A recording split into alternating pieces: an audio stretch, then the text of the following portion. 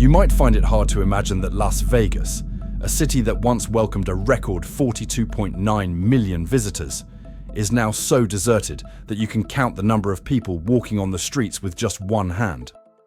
Once considered America's city that never sleeps, where any dream could be traded for a single hand of cards, Vegas is now slowly becoming a city without people. A series of hotels reduced capacity, performances were cancelled, and stores along the Strip closed earlier than ever before. In fact, many small businesses that once thrived on the huge influx of tourists are now struggling daily to survive. What caused downtown Las Vegas, once the vibrant heart of America, to suddenly become a ghost town in the Nevada desert? Could it be that behind this silence there are truths hidden that the city doesn't want you to know, until you're completely broke? In today's video, we'll peel back the layers of reasons behind the long decline of the City of Sin, and explore whether Las Vegas still has what it takes to return to its former glory, or if this is the death knell for the era of luxury tourism that once defined it. If you want to know if Las Vegas is truly collapsing, let the numbers tell the stories of truth. According to LVCVA 2025, in June alone, Las Vegas received fewer than 3.1 million visitors, a decrease of 11% compared to the same period last year. For a city that lives off the massive influx of people each day, that's a dangerous sign. Las Vegas without tourists is like a grand play still opening with a dazzling stage and magnificent backdrops, but an empty auditorium. Not only domestic tourists, but even international visitors, who typically spend many times more than domestic tourists, are gradually disappearing. The number of foreign visitors decreased by over 13%, triggering a domino effect throughout the entire high-end service system. From suites to spas and VIP casinos, everything was severely affected.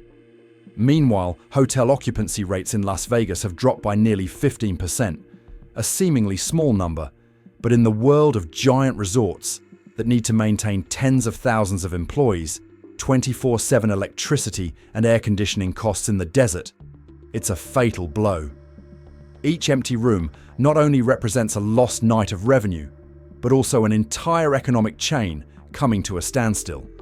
From housekeepers, chefs, and waiters to taxi drivers and small-scale performers, all falling into a lull.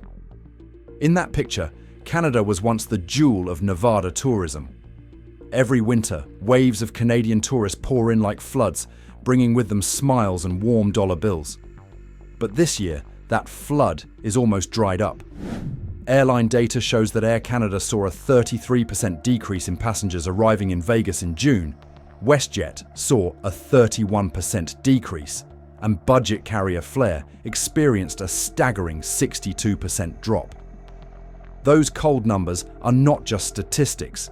They are an earthquake spreading to every corner of the city, leaving many restaurants, bars, and souvenir shops in a state of exhaustion.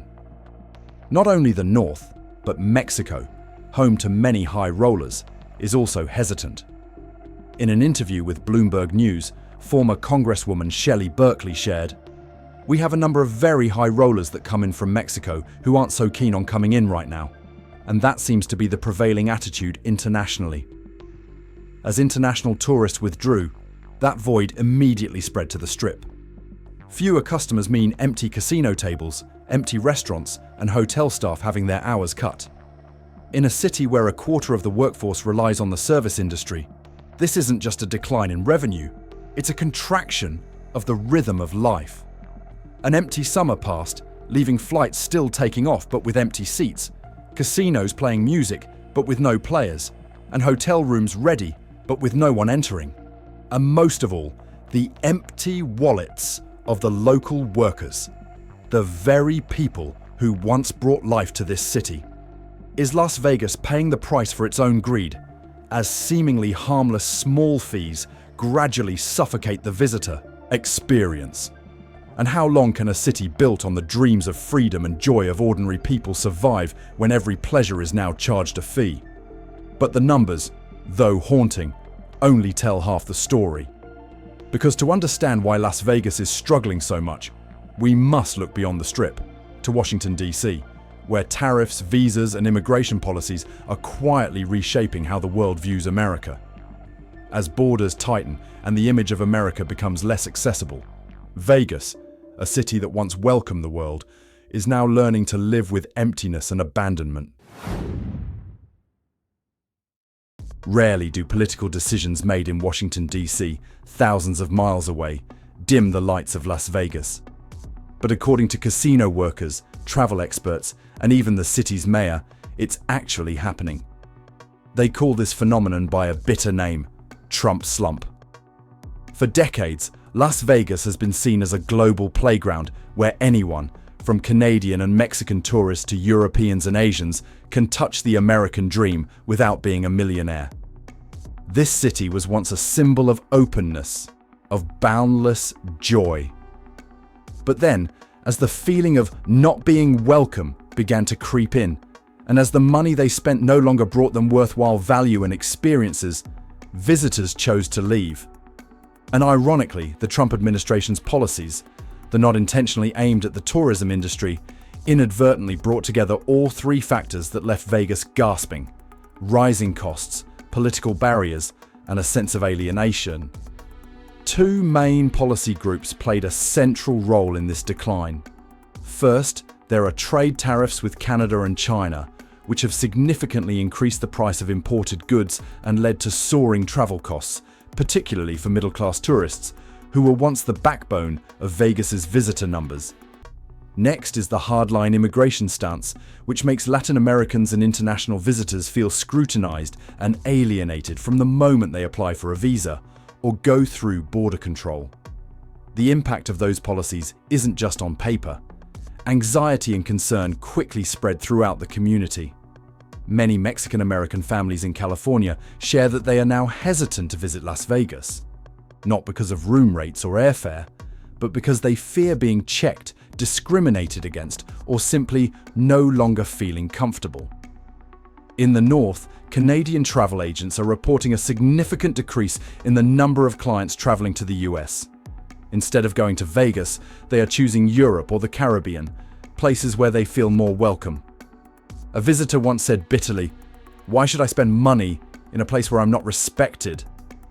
National data clearly reflects this trend. US tourism in 2025 was supposed to increase by 9%, but it actually fell by 9.4%, with the Canadian market suffering the most. And at the heart of that wave of decline is Las Vegas, a symbol of freedom and openness, now suddenly a victim of its own national image.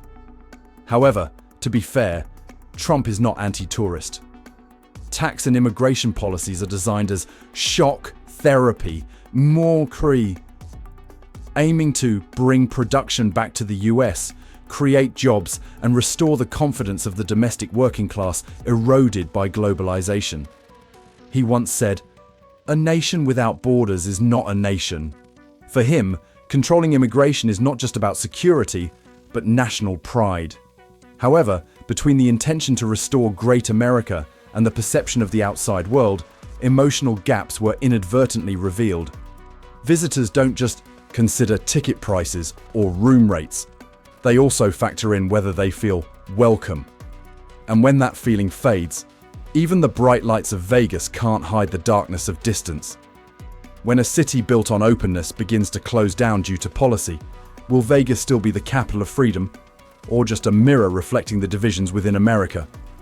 And if decisions on the political chessboard can dim the Vegas lights, isn't what's truly fading not tourism, but the belief in the American dream that once shone so brightly here? In the old days, people came to Las Vegas for a very simple reason. It was cheap, fun, and felt like the whole world was opening up before them. Vegas was once built on a sweet promise: cheap rooms, cheap food, and cheap fun. Casinos use cheap deals to attract customers because they know the real profit lies at the gaming tables, not in the hotel bills. But that promise, over time, disappeared like a mirage in the desert. Today, visitors describe Las Vegas not as the city of opportunity, but as the city of surcharges. From the airport to the check-in counter, everything comes with a small number that adds up to a large bill. Resort fees, which used to be just a few dollars, are now typically between $40 and $55 per night, depending on the hotel. Mayor Shelley Berkeley frankly admitted in a recent interview, tourists feel ripped off on every street corner. Parking, once a free-for-all source of pride, is now charged separately at most major resorts. Overnight parking in the Central Strip area can cost between $18 and $30 USD. Golden Age meals with $4.99 steaks or 99-cent shrimp cocktails are now just memories on old posters. Now, a bottle of water in a nightclub can cost up to $26. A standard buffet can reach $80 per person. And if you want to see a famous show, be prepared to add at least $50 per ticket. This not only makes high-end tourists hesitant, but also drives away the middle class, who were once the soul of Vegas. A family of 4 can now easily spend over $500 per night just on food, transportation, and entertainment.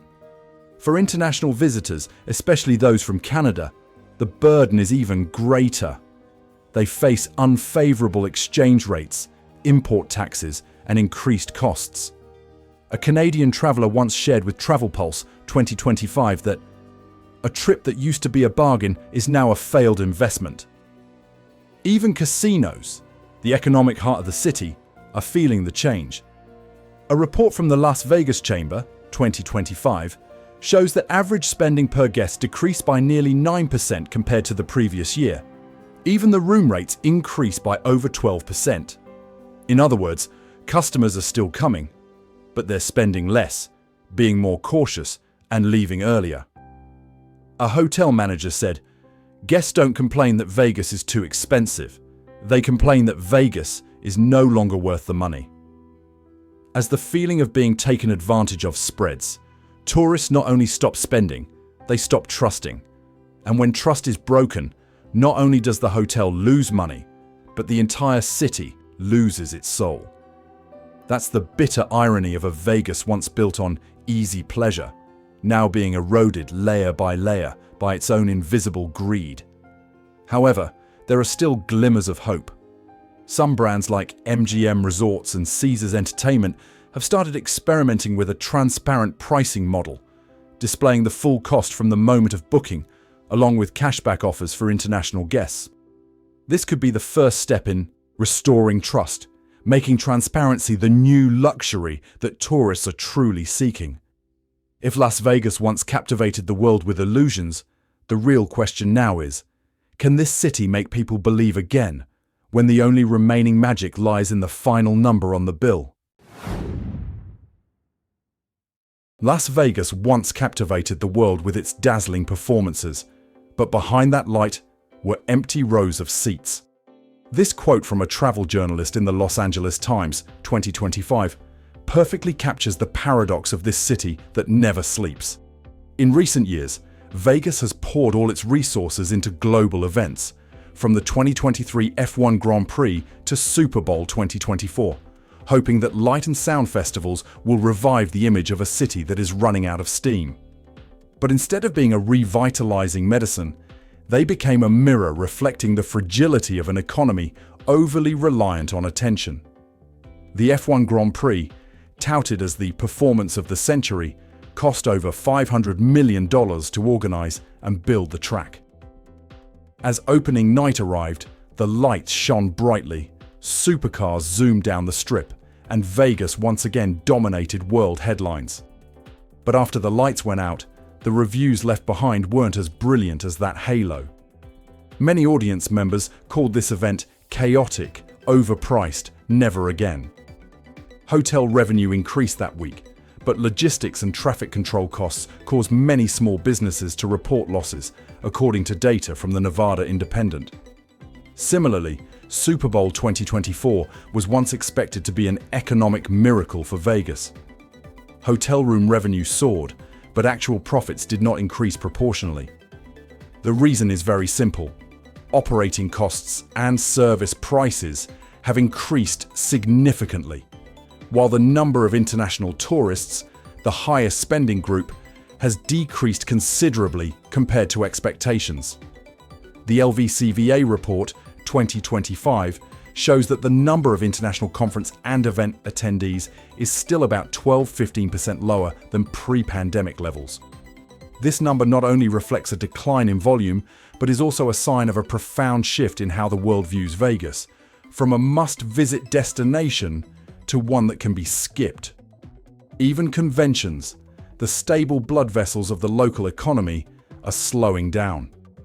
Businesses from Canada and the European Union are cutting back on travel budgets, hampered by rising travel costs, complex visa procedures, and the image of an unstable and unpredictable America. An event director in Montreal shared with Travel Weekly 2025. Vegas is still beautiful, but we don't feel as comfortable as before. A conference organization contract now requires 3 visa verifications and a cost sheet longer than the list of speakers. The lights were still on stage, but the auditorium was gradually emptying. $1 million events are now just glittering masks, hiding deep cracks beneath the surface. Vegas is still noisy and flashy, but the cheers don't carry as far as they used to. The city that once lived on fleeting glory now faces the question: when the audience is no longer large, will the lights still have meaning? However, not every door is closed. Some corporations like Caesars Entertainment and MGM Resorts are starting to shift their strategies, investing in smaller scale, locally focused experiential events rather than just chasing giant festivals. They focus on cultural, culinary, and green tourism, aiming to attract groups of longer-term value rather than short-term booms. A city born from light and attention. What would happen if no one watched over it anymore? And if even $1 million events can't save Vegas, what can? The world once dreamed of Vegas, and now Vegas is the one dreaming of the world. The statement of a travel expert in the Bloomberg Travel Review 2025 sounds like a paradox, but it honestly reflects the current status of the city once considered the capital of the American dream. For decades, Las Vegas had no real rivals, a global icon of entertainment, lights, and freedom. But times have changed. As the world expanded, upgraded versions of Vegas appeared every place, from Asia to the Middle East. And they didn't just copy, they did it better. Let's look at Macau, the Las Vegas of the East.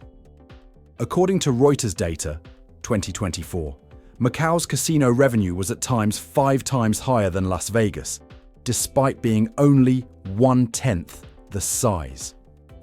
The combination of technology, premium services, and Eastern culture helps Macau create the exclusive feeling that Vegas once had.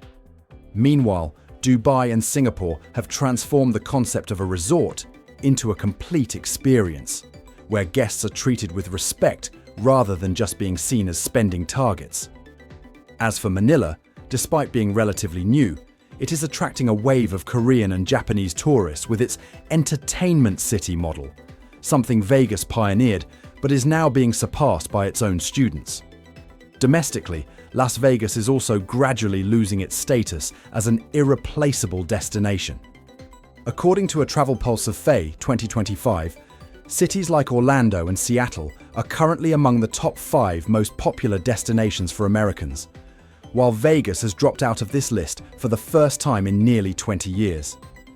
The new travel trend leans toward authentic experiences, where people want to feel culture, nature, or a sense of being welcomed rather than artificial luxury. A couple from Minnesota interviewed in USA Today said a statement that was both humorous and bitter. "We still like the sun, just not the bills."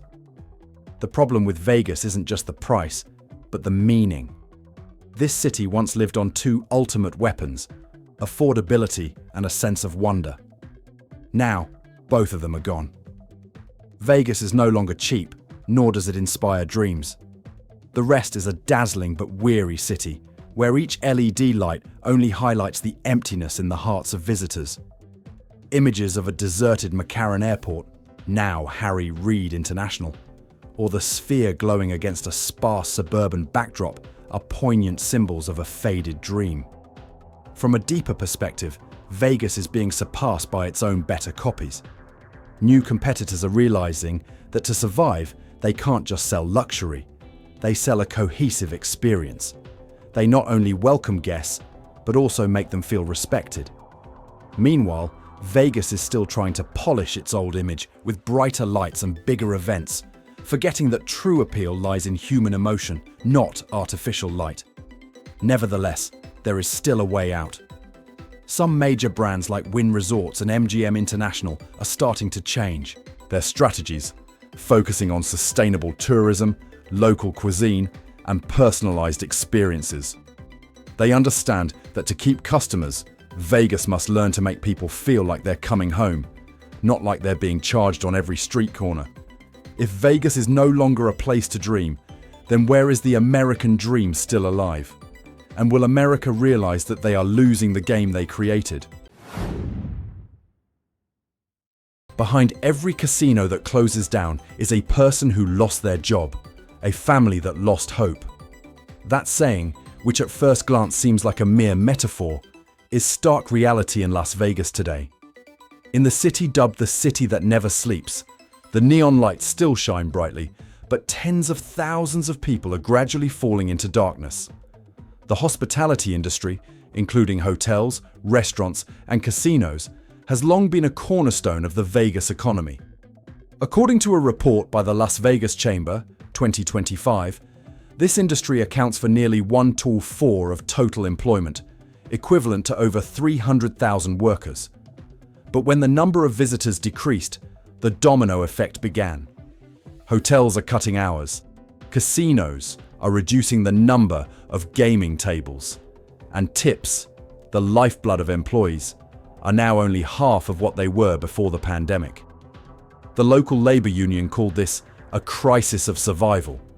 The collapse of Vegas wasn't just economic, it was a crack in trust. Those who once made the city's brilliance now feel abandoned. They don't ask for miracles, just a chance to live a meaningful life.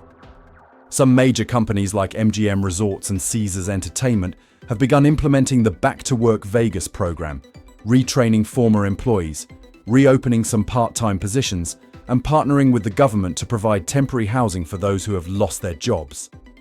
It was a small effort amidst a great storm, but at least it proved that someone was still trying to keep the city's lights from going out completely. When downtown Las Vegas, once ablaze with neon lights and pulsating music all night long, is now just empty streets and police signs illuminated in silence, it's clear that more than just a tourist destination is fading. It was the shaking of a collective dream. Vegas used to be the place where people went to believe that with just one lucky night, life could change. But as the streets emptied, casinos sat empty, and flights were cancelled en masse, locals began to wonder, had their magic run out? This city once thrived on the endless stream of people pouring in every day, from high rollers to ordinary tourists looking to try their luck. Now that the crowd has dispersed, it leaves behind a void that is difficult to fill. In the downtown area, bars that were once packed are now only serving a few individual customers. On Fremont Street, street performers still perform, but their audience is now mostly the desert wind. Casinos that were once symbols of joy are now relics of memory, where the lights still shine, but there's no one left to admire them. And the remaining question, not just for Vegas, but for the entire United States. When an iconic city of the American dream becomes empty, where does that dream still live? If even the lights of Las Vegas are fading, is it not just the lights that are dimming, but the aspirations of an entire nation? If you believe stories like this need to be told, to understand, to remember, and to prevent repetition, please like, share, and subscribe to join us as we continue our journey to explore the hidden corners of the American dream before it completely disappears into the shadows. The content in this video is created for the purpose of analyzing, reflecting on, and exploring socio-economic phenomena based on public information sources and reputable press data. All data, quotes, and opinions presented are for summary and reference purposes only, and do not represent any organization, business, or individual. We do not endorse, attribute blame to, or attack any relevant party. The images, examples, and characters, if any, used are for illustrative and storytelling purposes only, and are not intended to be absolutely accurate or to make moral judgments. Viewers are encouraged to compare, verify, and form their own independent perspectives after watching the content. This video aims to stimulate reflection and dialogue rather than to direct political or economic perspectives.